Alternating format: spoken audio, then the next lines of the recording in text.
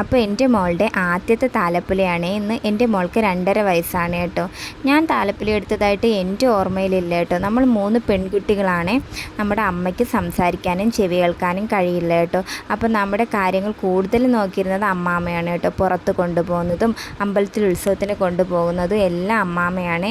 അപ്പോൾ അമ്പലത്തിലൊക്കെ കൊണ്ടുപോയിട്ട് പ്രാർത്ഥിച്ചിട്ട് കുറച്ച് നേരം അവിടേക്ക് നിന്നിട്ട് തിരിച്ച് വരാറാണ് കേട്ടോ പതിവ്. അപ്പോൾ ഞാൻ താലപ്പൊലിക്ക് വേണ്ടി വിളക്കെല്ലാം കഴുകി വൃത്തിയാക്കി എടുക്കുകയാണ് കേട്ടോ.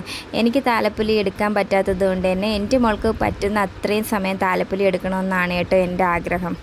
അപ്പം ഞാൻ വിളക്കെല്ലാം വൃത്തിയാക്കിയിട്ട് പൂവൊക്കെ പറിച്ചെടുക്കുകയാണ്. ഇവിടെ കുറച്ച് പൂവേ ഉണ്ടായിരുന്നുള്ളൂ. അപ്പോൾ അപ്പുറത്ത് ചേട്ടത്തിയുടെ ഇടന്നും കൂടി കുറച്ച് പൂവെല്ലാം ഒക്കെ പറിച്ച് റെഡിയാക്കി വെച്ചിട്ടുണ്ട്. പിന്നെ ഞാനും ചേട്ടനും മോളും കൂടിയൊക്കെ റെഡിയായി. ചേട്ടൻ വിളക്കൊക്കെ കൊളുത്തിയിട്ടുണ്ടായിരുന്നു. പിന്നെ നമ്മൾ പ്രാർത്ഥിച്ചിട്ടൊക്കെയാണ് കേട്ടോ അമ്പലത്തിലോട്ട് പോയത്. അമ്പലം ഇവിടെ തൊട്ടടുത്താണ് കേട്ടോ. നമ്മുടെ വീടിൻ്റെ ഓപ്പോസിറ്റ് ആയിട്ടാണ് അമ്പലം വന്നത്. പിന്നെ നമ്മൾ അമ്പലത്തിലെത്തി.